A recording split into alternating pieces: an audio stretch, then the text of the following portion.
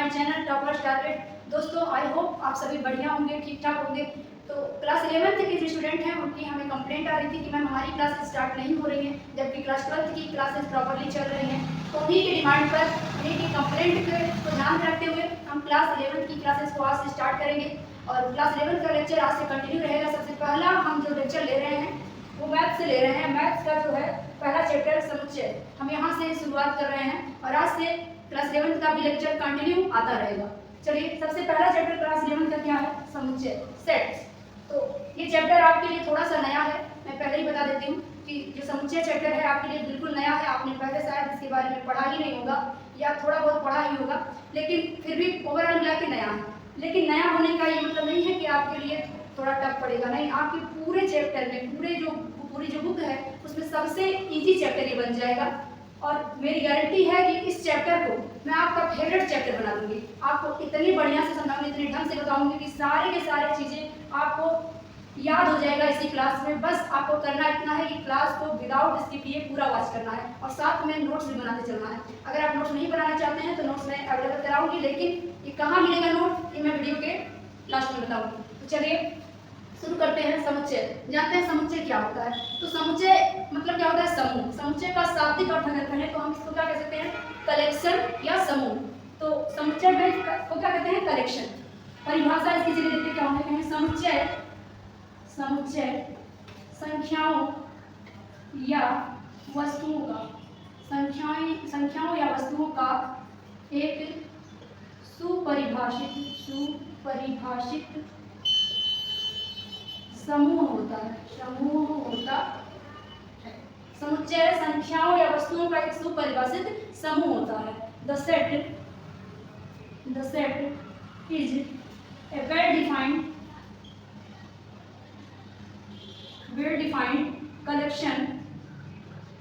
collection of numbers and articles। परिभाषा यहाँ से क्या निकल के आती है? समुच्चय क्या होता है? एक समूह होता है। शाब्दिक अर्थ समुच्चय का क्या है? एक कलेक्शन, समूह। समुच्चय एक समूह होता है किसका? ऐसी वस्तुओं का या ऐसी संख्याओं का जो एक वेल डिफाइंड हो, मतलब कि सुपरिभाषित हो, जो एक तरीके से एक विशेष गुण से समानता रखे। यानी कि उस समूह में आने वाला हर एक वस्तु, हर एक संख्या अपने आप में एक विशेष गुण से समानता रखे। यानी सब में एक ऐसी प्रॉपर्टी है जो कॉमन होती है, जो उस समूह से बाहर के एलिमेंट में नहीं होता है। कहने का अर्थ ये है कि जैसे कि आपकी फैमिली है तो उसमें जो मेंबर्स हैं उनमें एक विशेष गुण से आपस में जुड़े हुए हैं, विशेष उनमें लगाव है आपस में, जो बाहर के लोगों से नहीं है। उसी तरह समुच्चय को भी समझेंगे। समुच्चय क्या है? समुच्चय एक ऐसा समूह है जिसमें जो एलिमेंट शामिल होंगे उनमें एक ऐसा विशेष गुण होगा, ऐसे गुण में समानता होगी जो बाहर के किसी भी एलिमेंट में नहीं होगा। तो उदाहरण के साथ माध्यम से हम समझेंगे। फॉर एग्जाम्पल, अगर हम कहें सप्ताह के दिनों का समुच्चय। यहाँ ये समुच्चय क्यों कह रहे हैं? रीजन अभी आपको पता चलेगा। कह रहे सप्ताह के दिनों का समुच्चय, कहेंगे नंबर ऑफ डेज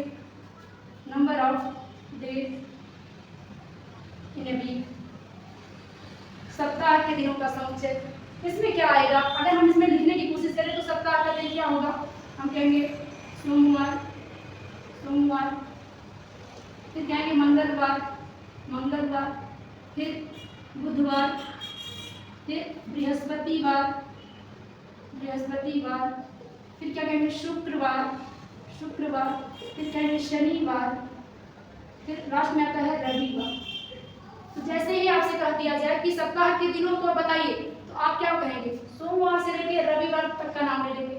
सोमवार से लेकर कहाँ तक का नाम ले लेंगे? रविवार तक का। क्या आप इन सातों नाम जो हमने अभी लिख दिया, इसके अलावा कोई और नाम लेते हैं? अगर सप्ताह के दिन का नाम दिया जाए तो आपको बस इतना ही नाम आएगा, इसके अलावा कोई और नाम नहीं लेंगे। क्यों? ऐसा क्यों कर रहे हैं? क्या किसी और को नहीं शामिल कर रहे? क्योंकि इनमें एक विशेष गुण की समानता है कि ये साथ ही एक वीक में होते हैं, ये हम लोगों को पता है। तो यही क्या होता है कि आपस में एक समूह बना रहे हैं जो बाहर का कोई और शब्द नहीं इस गुण को रखता है। तो इसको क्या कहेंगे? एक समुच्चय कहेंगे, एक समूह कहेंगे। इसी तरह से एक और एग्जाम्पल लेते हैं। एग्जाम्पल नंबर 1 हो गया। एग्जाम्पल नंबर 2, अगर कहा जाए सभी प्राकृत संख्याओं का समुच्चय। कहेंगे number of all natural number, या set of all natural numbers, या सेट ऑफ नेचुरल नंबर कहिए या set of all natural numbers. तो क्या हो जाएगा बताइए, नेचुरल नंबर क्या होता है, प्राकृत संख्या। प्राकृत संख्या आपने पहले पढ़ा होगा क्या होती है। इसमें अगर हम लिखें तो क्या आएगा, हम कहेंगे 1 2 3 4 5 dash dash dash dash infinite तक के नंबर्स को क्या कहते हैं, नेचुरल नंबर कहते हैं, प्राकृत संख्या कहते हैं। तो इसमें जैसे ही आपसे कहा जाता है कि प्राकृत संख्या क्या है, तो आपके दिमाग में तुरंत एक ही बात आती है कि 1 2 3 4 5 डैश डैश इनडिटर्मिनेट, यानी कि अनंत तक, एक से लेकर अनंत तक की संख्या प्राकृत संख्या है। तो ये भी क्या है, इसमें एक विशेष गुण में आपस में संबंधित हैं, तो ये भी क्या कहलाते हैं, एक समुच्चय कहलाएगा। ठीक है, तो इसको क्या कहेंगे, एक समुच्चय कहेंगे। इसके बाहर का कोई भी एलिमेंट इसमें शामिल है, जैसे हमने अभी कह दिया 0, यहाँ 0 को भी ले लिया, तो अब क्या इसमें ये समानता रखता है, नहीं। आपको पता होगा कि 0 क्या होता है, ये प्राकृत संख्या नहीं है, 0 is not a natural number, तो इसको शामिल नहीं कर सकते। लेकिन इसमें जो है वो एक विशेष रूप से समानता रख रहा है, इन सब को हम अलग अलग प्राकृत संख्या कहते हैं, तो इनका कलेक्शन ही समुच्चय कहलाता है। एक और उदाहरण से समझेंगे, उदाहरण ज़्यादा लेने का हमारा यही मकसद है कि आपके दिमाग में ये बात बैठ जाए कि समुच्चय होता क्या है। एक ऐसा समूह जिसमें रहने वाले सभी के सभी जो अवयव हैं, सभी की सभी जो वस्तुएं हैं, सभी की सभी जो संख्याएं हैं, वो एक विशेष गुण से आपस में संबंधित रहती हैं। एक और उदाहरण लेंगे, एग्जाम्पल नंबर 3 क्या है, सप्ताह के, ये तो हो चुका है, देखेंगे अंग्रेजी वर्णमाला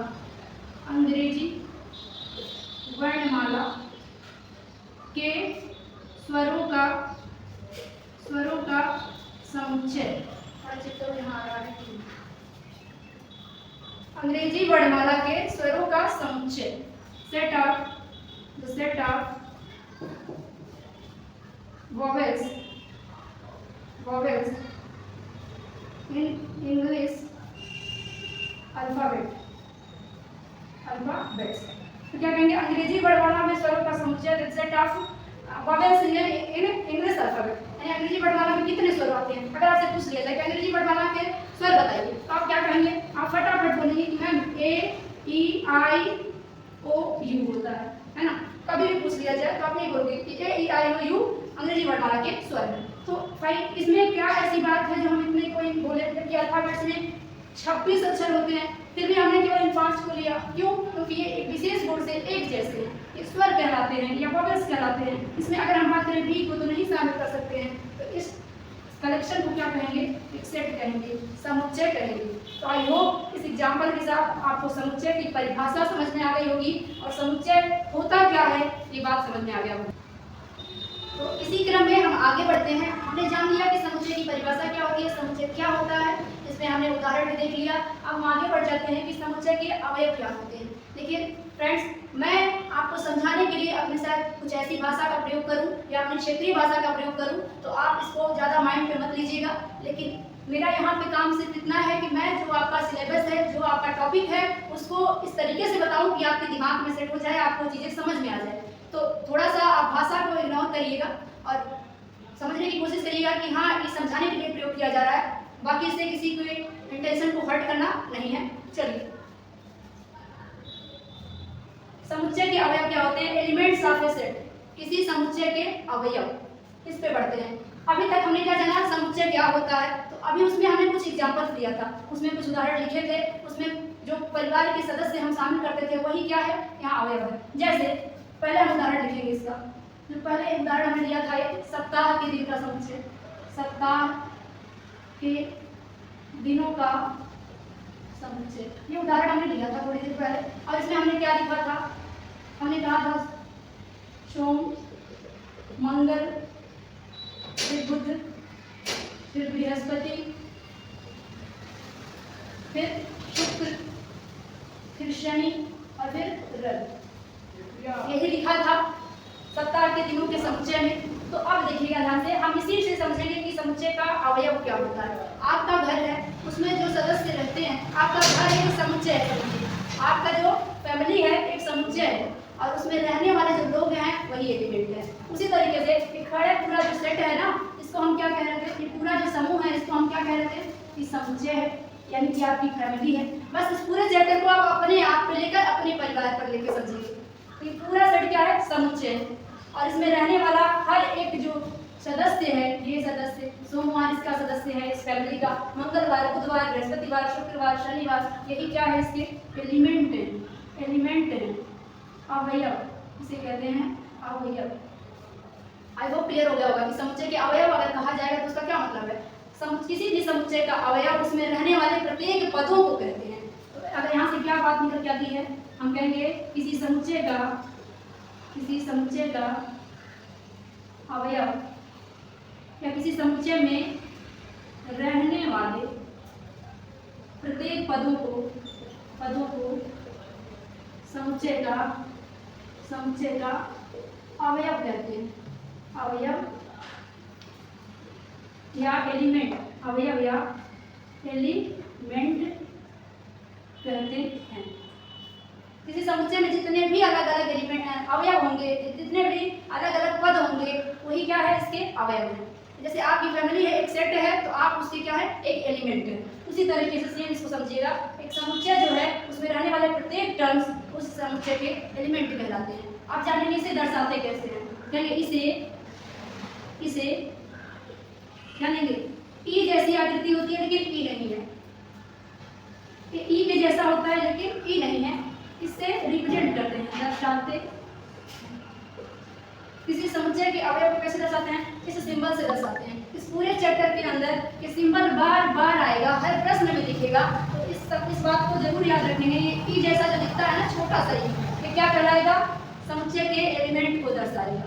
और किसी भी समुच्चय में अगर कहा जाएगा कि अवयव है तो हमको इससे दर्शाएंगे। अगर कहा जाए अवयव नहीं है, यानी कि अगर कहा जाएगा अवयव है, यानी कि इज एलिमेंट,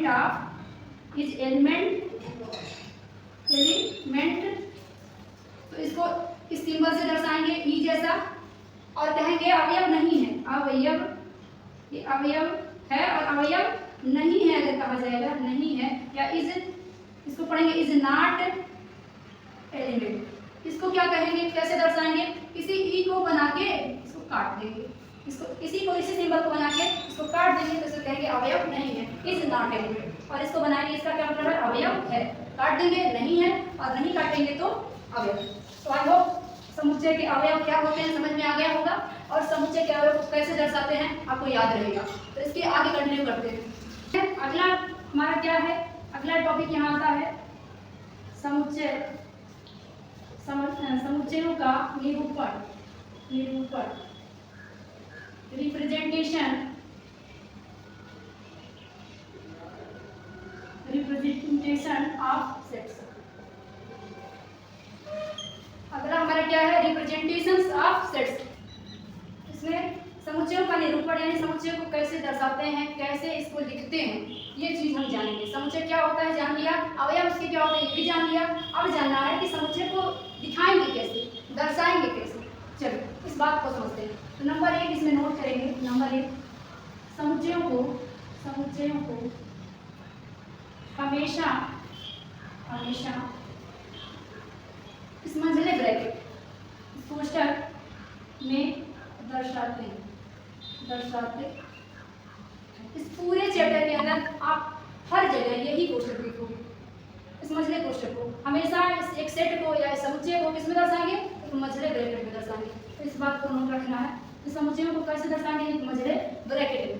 अब इसके निरूपण की विधियां क्या हैं जान लेंगे। तो फिर अगला हम पढ़ेंगे समुच्चयों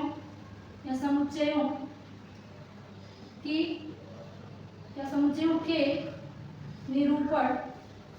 निरूपण की विधियां। समुच्चयों के निरूपण की विधियां, समुच्चय को कैसे दर्शाते हैं, इसमें कहेंगे इसकी 2 विधियां हैं, इसकी 2 विधियां हैं। कौन कौन सी। नंबर 1 इसकी विधि क्या है, समुच्चय निर्माण विधि। और नंबर 2 क्या है, रोस्टर विधि। तो समुच्चयों को दर्शाने की 2 मेथड्स हैं, एक समुच्चय के निर्माण की विधि और दूसरी रोस्टर विधि। इन दोनों विधियों पर हम समुच्चयों को दर्शाने के तरीके को सीखेंगे और डीप में सीखेंगे। अभी फिलहाल इसके बारे में थोड़ा थोड़ा ही जानते हैं। समुच्चय निर्माण विधि को क्या कहते हैं? जब किसी बात को, किसी समुच्चय को अवयवों के रूप में न लिख करके उसको उसकी भाषा के रूप में लिखेंगे। इसे कैसे लिखेंगे? एज ए लैंग्वेज लिखेंगे, भाषा के रूप में, यानी कि लैंग्वेज के रूप में, लिखेंगे एज ए लैंग्वेज। और जब रोस्टर में लिखना होगा तो इसको कैसे लिखेंगे? एलिमेंट के रूप में, एलिमेंट के रूप में या अवयवों के रूप में। तो ये दो विधियों के बारे में हमने अभी शॉर्ट में जाना है, अभी वन बाय वन करके डीप में भी जानेंगे। तो अभी थोड़े टाइम के लिए समझना है कि समुच्चय निर्माण विधि का क्या मतलब होता है, उसी चीज़ को भाषा के रूप में लिखा जाए, और रोस्टर विधि क्या होता है, उसी को एलिमेंट के रूप में लिखा जाए। फॉर एग्जाम्पल हम अभी यहाँ के लिए फिलहाल एक ही एग्जाम्पल देते हैं। अगर कहा जाए, यदि मैं कह दूँ x = x such that x प्रथम 10 प्राकृत संख्याओं का समुच्चय, 10 प्राकृतिक संख्याओं का समुच्चय। तो इसमें क्या क्या आएगा? x such that x प्रथम 10 प्राकृतिक संख्याओं का समुच्चय। इस विधि को क्या कहेंगे? यहाँ पे हमने एलिमेंट लिखा है, क्या यहाँ परिवार के सदस्यों को नहीं लिखा है, बल्कि इस परिवार क्या की एक व्याख्या कर दिए हैं कि कैसा गुण रखता है। तो क्या है इसकी गुण, क्या है इसकी प्रॉपर्टी है कि 10 की है, इसकी संख्या कितनी है? 10 है, और क्या है? प्राकृत संख्याओं का समुच्चय है। तो प्रथम 10 यानी शुरुआत से 10। इस विधि को क्या कहेंगे? इसी विधि को कहेंगे समुच्चय निर्माण विधि। निर्माण विधि ये पहली वाली विधि का उदाहरण हो जाएगा। जब भी इस रूप में लिखा होगा, भाषा के रूप में लिखा होगा, समुच्चय निर्माण विधि कहलाएगा। इसी को हम अगर रोस्टर में बदलना चाहें तो क्या कहेंगे? हम इसको अवयवों के रूप में, सदस्यों के रूप में लिख देंगे। जैसे प्रथम 10 प्राकृत संख्या, तो प्राकृत संख्या 1 से लेकर अनंत तक होता है, तो उसमें से प्रथम 10 ही चाहिए हमें। तो पहला होता है 1, दूसरा 2, 3, 4, 5, 6, 7, 8, 9, 10, यहीं जाके रुक जाएंगे। हालांकि प्राकृत संख्या तो और आगे तक जाएगी अनंत तक, लेकिन हम कहाँ रुकेंगे? 10 पे, क्योंकि प्रथम 10 ही कहा। तो इस विधि को हम कह देंगे रोस्टर। इस विधि को क्या कहेंगे? रोस्टर विधि। और इसी को जब भाषा के रूप में कहेंगे तो ये समुच्चय निर्माण विधि है। दोनों का ही कहने का तरीका अलग है, लेकिन सेंस एक ही है। ये बात कहें या ये बात कहें, दोनों का एक ही सेंस होता है। तो इसके बारे में और इसके बारे में हम डीप में जानेंगे, लेकिन इससे पहले हम कुछ ऐसी बेसिक चीज़ों को आप बताना चाहते हैं जो इस चैप्टर में आपको बहुत ज़्यादा ज़रूरत पड़ेगी, और हो सकता है आपका ये बेसिक चीज़ें पहले से तैयार ना हो। हालांकि ये चीज़ें जो मैं बताने वाली हूँ अब जाके, ये आपके बहुत बेसिक हैं। आप क्लास 6, 7 या 5 क्लास में भी आपको पता होना चाहिए, लेकिन मैं ये मान के चलती हूँ, मैं आपको सिखा रही हूँ तो आपको एकदम जीरो लेवल से उठा के आपके क्लास तक पहुँचाऊंगी। इसलिए उन बेसिक चीज़ों को भी हम इस पर चर्चा करें, क्योंकि बार बार चैप्टर में आएगा, और आपको अगर थोड़ा सा भी भूला होगा वो सारी चीज़ें, तो आपको इस चैप्टर समझ में नहीं आएगा। इसलिए हम थोड़ा सा पीछे ले चलेंगे आपको 2-3 साल, और उस चीज़ों को भी देख लेंगे, फिर इसको आगे इन दोनों विधियों को कंटिन्यू करेंगे। तो हम कुछ बेसिक चीज़ों को इसमें बताएंगे आपको, जो बहुत ही बेसिक हैं, और आपको पहले से हो सकता है ये सारी चीज़ें मालूम हो, लेकिन फिर भी मैं बताऊंगी क्योंकि इस चैप्टर में बार बार यूज होगा, तो इसको बता देना मुझे जरूरी लगा। तो सबसे पहला चीज़ हमें जाननी है कि प्राकृत संख्या क्या होता है। प्राकृत संख्या क्या होता है? Natural number. शॉर्ट में पढ़ेंगे, इसको डिफाइन करते हुए चलेंगे, लेकिन डेफिनेशन नहीं लिखेंगे, क्योंकि अगर डेफिनेशन लिखें तो एक क्लास पूरी इसी में चली जाएगी और हम टॉपिक से दूर हो जाएंगे। तो इसीलिए बस हम इसके बारे में जानेंगे, क्योंकि हम रिवीजन नहीं कर रहे हैं इसका, ये चीज़ें हमारी बहुत पहले पढ़ी हुई चीज़ें हैं। तो हम सबसे पहले जानते हैं कि क्या है प्राकृत संख्या, क्या होता है, नेचुरल नंबर क्या होता है। तो नेचुरल नंबर पे अभी हमने 2 उदाहरण लिया था, वो भी क्या था, नेचुरल नंबर से रिलेटेड था। यही रीजन है कि मैं इन चीज़ों को आपको बता दे रही हूँ पहले ही। तो प्राकृत संख्या क्या होती है?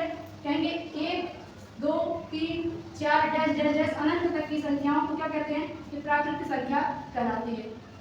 बस इन सब के बारे में थोड़ा थोड़ा जानते हो चलेंगे। क्या है ये प्राकृत संख्या कहलाती है? 1 से लेकर शुरू होगी, अनंत तक जाएगी, ऐसी संख्या प्राकृत संख्या कहलाती है। इसे कैपिटल N से दर्शाते हैं। क्योंकि कैपिटल N क्या है? इसी से स्टार्ट होती है इसकी स्पेलिंग नेचुरल की, इसीलिए क्या है, इसे हम कैपिटल N से दर्शाएंगे। तो पूरे चैप्टर के अंदर अगर आपसे ना कहे कि नेचुरल नंबर, फिर भी आपको कहीं कैपिटल N नजर आएगा, तो आपको यही समझ के चलना है वो प्राकृत संख्या की बात हो रही है। कहीं भी लिखा हुआ तो आपको यही समझना है। फिर इसी प्राकृत संख्या से 2 और संख्या बनती है, इसे कहते हैं नंबर 2 सम संख्या, सम संख्या, इवन नंबर, इवन नंबर। ये क्या होता है? किसी प्राकृत संख्याओं में कुछ संख्याओं में अलग गुण होता है, कुछ संख्या में अलग विशेषता होता है, तो उनकी विशेषता के आधार पर इन संख्याओं को डिवाइड कर देंगे तो क्या कहलाते हैं? इवन नंबर किसे कहेंगे? किसी संख्या में, नेचुरल नंबर में हमने देखा, क्या पाया कि कुछ ऐसी संख्याएं हैं जो 2 से विभाजित हो जाती हैं। ऐसी संख्याओं का एक अलग ग्रुप हम बना लिए, एक अलग सेट बना लिए, उसको कहते हैं सब संख्या। इसमें अलग ग्रुप क्या है? 2 से कट जाने वाले का ग्रुप क्या होगा? यानी 2, 4, 6, 8, 10 जैसे। तो ऐसी संख्याओं का कलेक्शन हम अलग सेट कर दिए, 2, 4, 6, 8, 10 से लेके अनंत तक। ये संख्या क्या कहलाती है? इवन नंबर या सम संख्या, जो 2 से विभाजित हुई। ठीक है, फिर आगे बढ़ जाते हैं। इसी प्राकृत संख्या से, इसी नेचुरल नंबर से एक और तरीके का गुण वाला एलिमेंट का एक ग्रुप हम अलग बना देते हैं, जैसे विषम संख्या। इसको क्या कहेंगे? विषम संख्या, विषम संख्या, ऑड नंबर, ऑड नंबर। अब कुछ ऐसी संख्या मिली जो 2 से विभाजित हो रही थी और कुछ ऐसी मिली जो 2 से नहीं विभाजित हो रही थी, तो उन्हीं को हमने विषम संख्या में शामिल कर दिया, ऑड नंबर में शामिल कर दिया। तो ऐसी कौन सी संख्या थी जो 2 से नहीं विभाजित हो रही थी? हमने कहा 1, 3, 5, 7, 9, 11 ऐसी संख्याओं के ग्रुप को हमने विषम संख्या नाम दे दिया, इवन ऑड नंबर नाम दे दिया। और जो 2 से कटने वाली संख्या थी, इसका नाम हमने क्या दे दिया? इवन नंबर दे दिया। अब इसी में एक और प्रॉपर्टी हमें मिलती है, तीसरी। इसमें चौथा हम बढ़ जाएंगे आगे, क्या है? इसी की प्रॉपर्टी से मिला है, उसे कहते हैं अभाज्य संख्या, अभाज्य संख्या। इसे कहते हैं प्राइम नंबर, प्राइम नंबर। ये प्राइम नंबर क्या होता है? ऐसी संख्या जो 2 को छोड़िए इसमें भी नहीं आती है। जैसे कि ऐसे प्राइम नंबर में क्या आ जाएगा? ऐसी संख्याएं जो केवल 2 संख्या से कटे। ध्यान दीजिएगा, इसकी डिफिनेशन अक्सर हमने देखा है कि बच्चे गलत याद रखते हैं, तो इसको हम थोड़ा सा ज़्यादा ध्यान से पढ़ाएंगे। इसमें स्टार लगा दीजिएगा आप लोग, थोड़ा सा इस पर ज़्यादा ध्यान देना है। प्राइम नंबर में आपने लगभग ज़्यादातर लोग ये रटा होगा कि ऐसी संख्या जो अपने आप से और 1 से कटे, ठीक है, प्राइम नंबर होती है। लेकिन हम आपको बता रहे हैं, देखिए इसमें आपको एक नई बात आपको नोट करनी है कि ऐसी संख्या जिसका या जो ऐसी संख्या जो केवल 2 संख्याओं से कटे, 2 संख्याओं से विभाजित हो, उसे क्या कहते हैं? प्राइम नंबर बोलते हैं, प्राइम नंबर कहते हैं। तो ये अब आपको लग रहा होगा कि मैंने नया क्या बताया? 2 नंबर से ये भी कट रहा है, खुद से अपने आप से कटने वाली संख्या भी 2 नंबर से कटती है। फिर इसमें नया मैंने अपडेट क्या किया है? अपडेट किया है। जब मैं उदाहरण दूंगी तो आपको समझ में आ जाएगा कि मैंने अपडेट क्या किया है। ऐसी संख्या जो केवल खुद से और 1 से कटेगी, ऐसी संख्या में तो 1 भी आप शामिल कर लोगे, क्योंकि 1 भी तो एक संख्या है जो अपने आप में भी 1 है और 1 भी है। तो यहाँ आप 1 को शामिल नहीं करते, 1 इसमें शामिल नहीं होता है, क्योंकि 1 की भी तो एक विशेषता है कि वो खुद से और 1 से कटता है। तो उस डेफिनेशन में क्या आपका 1 सेट होता है या नहीं होता है? फिर भी प्राइम नंबर में 1 नहीं आता है। क्यों नहीं आता है आखिर? अगर आपकी डेफिनेशन, आपका कॉन्सेप्ट सही है तो उसमें 1 को भी तो शामिल होना चाहिए, क्योंकि वो भी तो है जो अपने आप से और 1 से कट रहा है। तो आपको आज से वो उस बात के साथ साथ इस बात को भी ध्यान में रखना कि ऐसी संख्या जो केवल 2 संख्याओं से, ऐसी संख्या जो केवल 2 संख्याओं से विभाजित हो। अब इसमें सब सही आएगा। जैसे 2 संख्या से विभाजित होने वाला, अब एक की बात करें 1 की, तो 1 तो अपने आप में अकेला है, अपने आप से कट रहा है, 2 संख्या से कहाँ कट रहा है? तो 1 नहीं आएगा। तो 2 संख्या से कौन कौन कट रहा है? एक हमारा आता है 2। 2 क्या होता है? एक 1 से कटेगा, एक अपने आप से कटेगा, तो 2 इसमें आ जाएगा। इसी तरह 3 है, 3 क्या होगा? 1 से कटेगा और अपने आप से कटेगा, यानी इसके भी 2 फैक्टर हो गए, इसके भी केवल 2 ही फैक्टर हो गए। फिर इसी तरह से 5, इसके भी केवल 2 संख्याओं से कटेगा ये। फिर इसी तरह 7, 9 नहीं आएगा क्योंकि 9 के 2 से ज़्यादा फैक्टर हो जाएंगे, 11, 13, 17 तो ये क्या हो जाएंगे? यही प्राइम नंबर है। तो आपके डेफिनेशन के हिसाब से अगर आपने ये रटा हुआ है कि ऐसी संख्या जो 1 और अपने आप से कटती है तो वहाँ 1 भी शामिल हो जाना चाहिए। तो यहाँ पे थोड़ा सा अपडेट आप कर लीजिएगा कि 2 संख्याओं से कटे, वहाँ 1 नहीं आएगा, इसका ध्यान रखेंगे। इस बात में एक नोट करेंगे, कभी कभी आपसे पूछ लिया जाता है कि सबसे छोटी अभाज्य संख्या बताओ, अभाज्य संख्या कौन सी है? तो सबसे छोटी अभाज्य संख्या का उत्तर क्या मिलेगा? 3 नहीं बल्कि 2, क्योंकि 2 सबसे छोटा है और अभाज्य भी है। सबसे छोटा सम संख्या की बात करें 2 ही है। सबसे छोटा अभाज्य संख्या 2 ही है। सबसे छोटा विषम संख्या 1 है। और सबसे बड़ा क्या है? कभी नहीं पूछेगा, क्योंकि सब अनंत तक गए हैं और अनंत की वैल्यू आज तक ना कोई पाया है ना कोई पाएगा, तो केवल छोटा ही पूछता है। तो आई होप इतना क्लियर हो गया होगा। अब चलिए आगे कुछ संख्याओं के बारे में जानते हैं।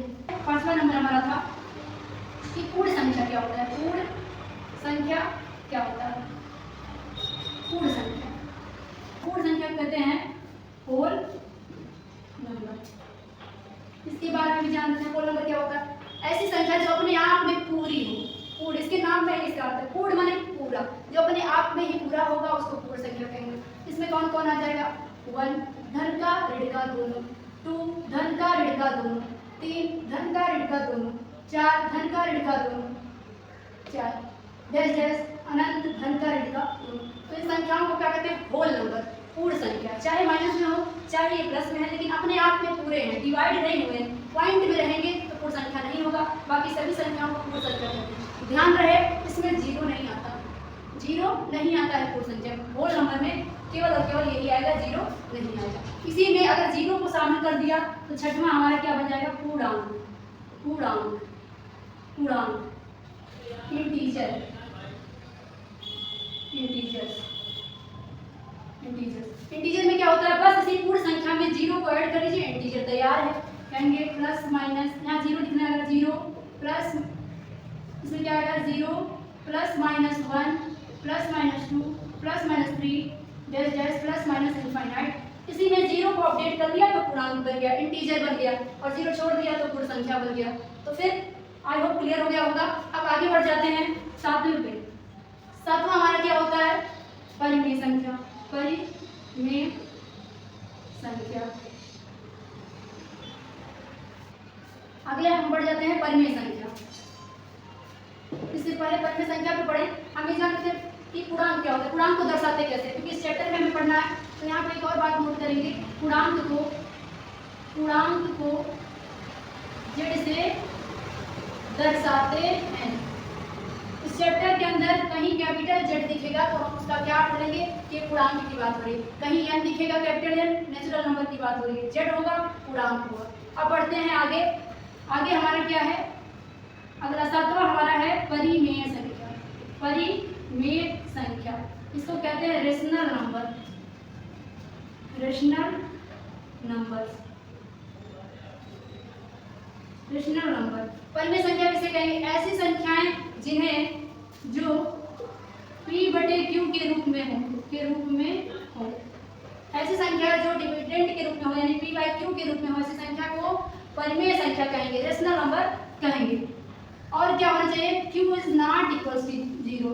इस बात को भी नोट करना है कि q कभी, यानी कि इसका डिनोमिनेटर 0 नहीं होना चाहिए, हर कभी भी 0 नहीं होना चाहिए, अन्यथा ये संख्या डिफाइन ही नहीं होगी। तो p/q के रूप में तो हो, लेकिन q 0 नहीं होना चाहिए। इसे, इस परिमेय संख्या को, इसे इस चैप्टर के अंदर, हालांकि आप आज से भी दर्शाते हैं कहीं नहीं, लेकिन इस पार्ट में जो आप पढ़ रहे हैं समुच्चय, इसमें हम इसे परिमेय संख्या को q से दर्शाते हैं। इस चैप्टर के अंदर कहीं भी q लिखा होगा तो उसको हम क्या कहेंगे? परिमेय संख्या कहेंगे। अब आगे बढ़ जाते हैं। इसी में 8वां क्या आता है? अपरिमेय संख्या। अपरिमेय संख्या, अपरिमेय संख्या, इरेशनल नंबर। इरेशनल नंबर ये क्या होती है? परिमेय संख्या की उल्टा होती है, इसे अपरिमेय संख्या कहते हैं। ऐसी संख्याएं जो p/q के रूप में नहीं होती हैं उसे क्या कहते हैं? अपरिमेय संख्या होती है, जो डिफाइंड नहीं होती है। तो आई होप ये भी क्लियर हो जाएगा। इसको दर्शाने के लिए यहाँ बात नहीं की जाएगी और ना ही हम इस चैप्टर में इसका ज़्यादा जिक्र करेंगे, केवल परिमेय संख्या का जिक्र करेंगे। आगे बढ़ते हैं। 9वां हमारा क्या होता है? वास्तविक संख्या। वास्तविक संख्या, इसको कहते हैं रियल नंबर। रियल नंबर्स, वास्तविक संख्या। इस पर स्टार लगाएंगे बार बार पूरे चैप्टर के अंदर, आने वाले जो चैप्टर आपका संबंध और फलन है दूसरा चैप्टर, उसमें भी भर भर के आपको मिलेगा रियल नंबर। वास्तविक संख्या किसे कहते हैं? ऐसी संख्या, ध्यान देंगे ये बहुत ब्रॉड में होता है रियल नंबर। रियल नंबर में कौन कौन आएगा? हम कहेंगे इसमें सभी, इसमें सभी प्राकृत संख्या आ जाएगा, इसमें सभी परिमेय संख्या आ जाएगा, परिमेय संख्या भी आ जाएगा, सभी पूर्ण संख्या भी इसी में आ जाएगा, सब पूर्णांक भी इसी में आ जाएंगे, सभी पूर्णांक भी इसी में आ जाएंगे। इसीलिए हमने क्या कहा कि बहुत ब्रॉड होता है।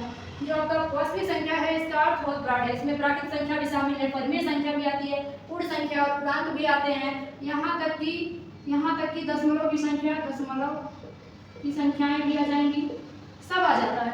तो हमें वास्तविक संख्या के अंदर हमें क्या क्या आएगा ये जानना ही नहीं है, क्योंकि सब तो इसमें आ जाता है, हमें बस इसके बारे में जानना कि ऐसा क्या है जो इसमें नहीं आएगा, ठीक है, क्योंकि बाकी सब तो आ ही रहा है, तो क्या नहीं आएगा वो जानना जरूरी है।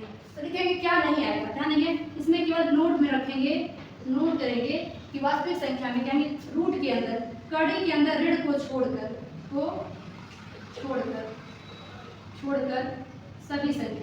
सभी संख्या आता है।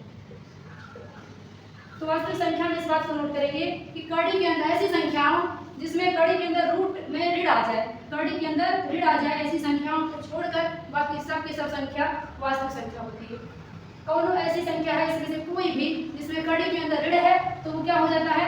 वास्तविक नहीं होता है, बाकी सभी की सभी संख्या वास्तविक होती है। इसे दर्शाएंगे कैसे? हम नोट कर लेंगे इस बात को, इसे आर से, r for real, r for ये तो परिमेय संख्या है, इसे किससे दर्शाएंगे?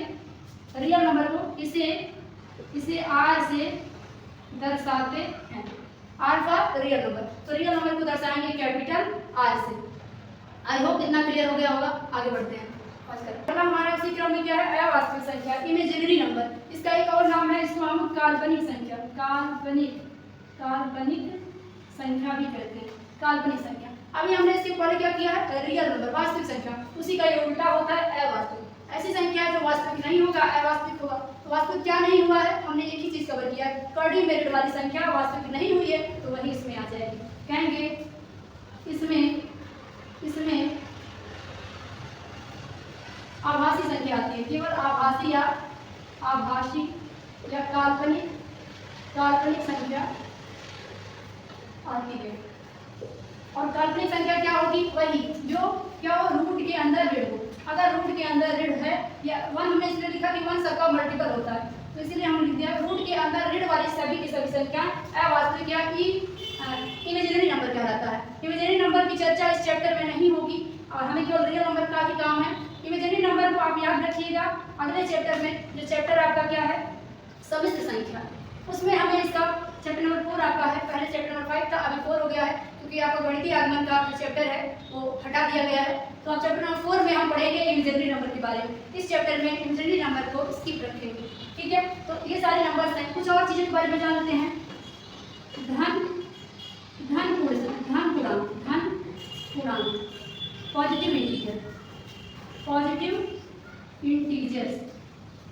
पॉजिटिव इंटीजर क्या होता है जानेंगे। धन पूर्णांक क्या होता है? थोड़ी देर पहले ही हमने क्या कवर किया है?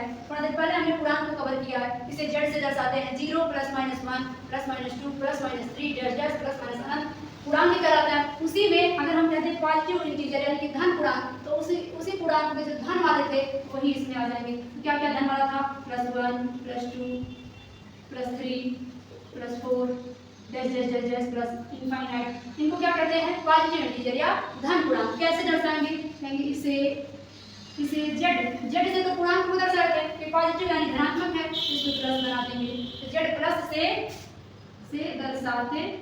दर्शाते हैं। It is represented by Z plus.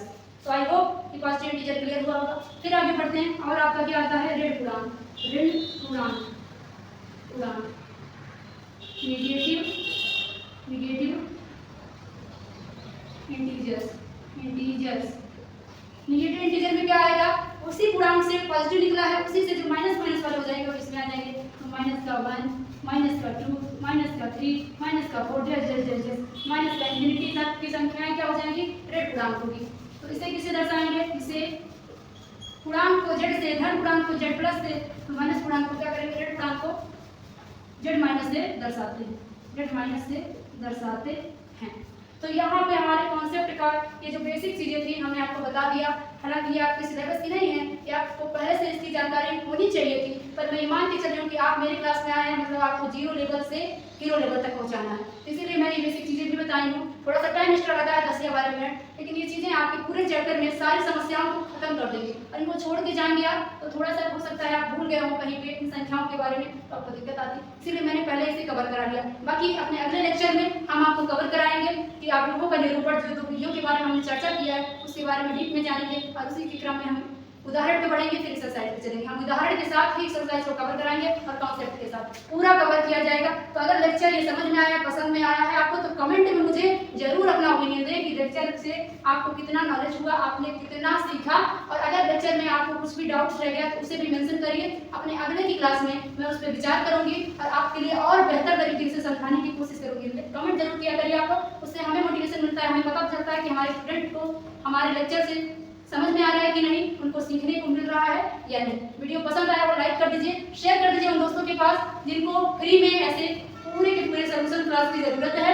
और चैनल से जरूर जुड़ जाइए, सब्सक्राइब कर लीजिएगा। अपना ध्यान रखिएगा, बाय बाय, टेक केयर।